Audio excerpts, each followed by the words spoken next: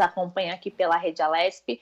Bom, hoje eu vou começar falando sobre a prorrogação da quarentena aqui no estado de São Paulo.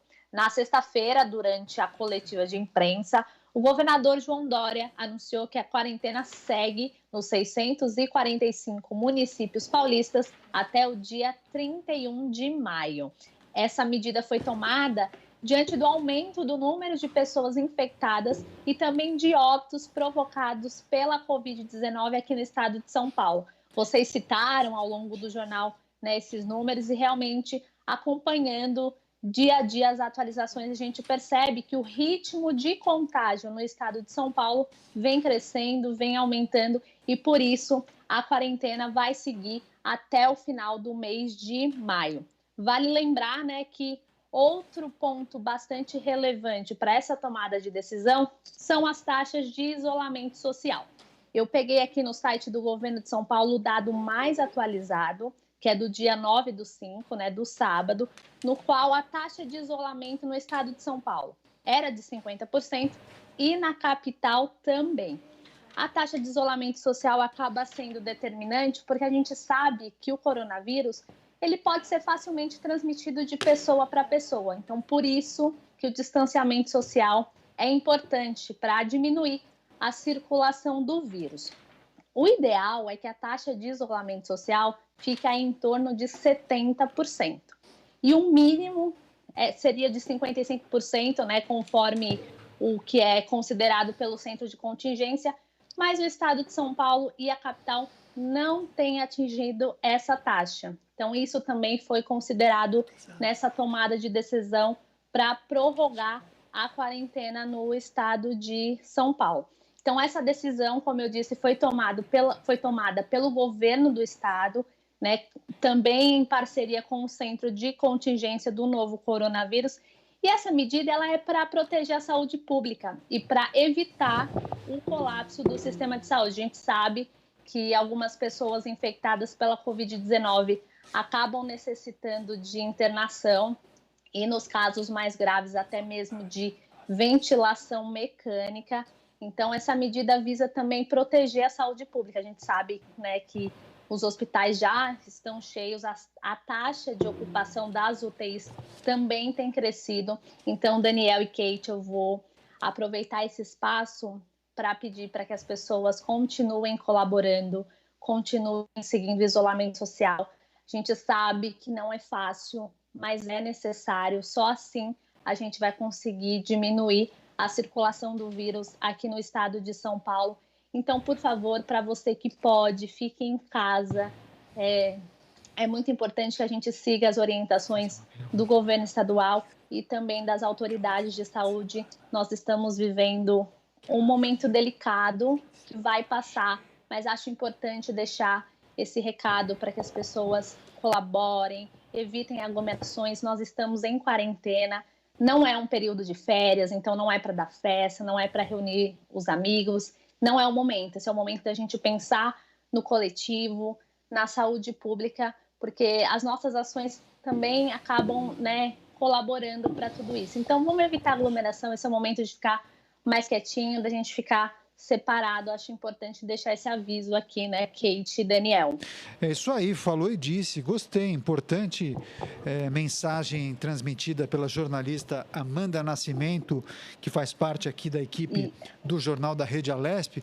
Agora, Amanda, gostaria que você compartilhasse com a gente, contasse um pouco a sua impressão sobre o que você viu neste fim de semana, porque foi o fim de semana do Dia das Mães. Eu tive que fazer uma visita a um hipermercado na região da Zona Sul, na região do Campo Belo, inclusive um bairro muito próximo aqui à Assembleia Legislativa, um bairro que fica ao lado do aeroporto de Congonhas, e eu tive que ir ao Extra, que é um famoso supermercado aqui de São Paulo. E eu fiquei assustado, Amanda, assustado. Filas enormes. Dentro desse hipermercado tem uma agência uma lotérica, uma casa lotérica, e por conta do concurso acumulado da Mega Sena, umas 50 pessoas se acumulavam nessa fila, assim, uma situação terrível. E muitas pessoas utilizando a máscara de maneira errada, deixando o nariz para fora, outras pessoas colocando no queixo, enfim. Eu gostaria de pedir a sua avaliação em relação ao que você viu neste fim de semana. Se as pessoas procuraram respeitar a quarentena, ficaram mais recolhidas, ou você identificou ainda muitas pessoas furando o isolamento social? O que você viu neste fim de semana? Olha, Daniel, eu percebi que as pessoas parece que tomaram mais consciência da importância do isolamento social, inclusive participo de alguns grupos, né, utilizo as redes sociais, vi muitos apelos das pessoas contando que fizeram chamada de vídeo para comemorar o Dia das Mães, então eu pude perceber realmente uma calmaria maior.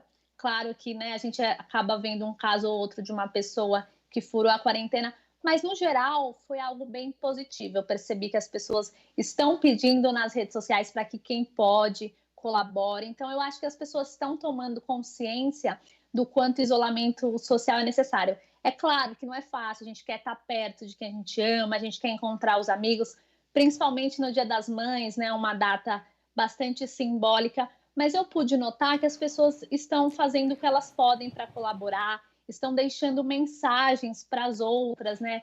Explicando por que é importante, por que a gente precisa ficar distante nesse momento. E aí, Daniel, eu vou aproveitar e mostrar, né? Tentar mostrar aqui para vocês em números por que o isolamento social é tão necessário, tá? Então, de acordo com o Centro de Contingência, desde o dia 24 de maio, né, quando foi instalado aí essa questão do isolamento social, foram evitadas mais de 40 mil mortes.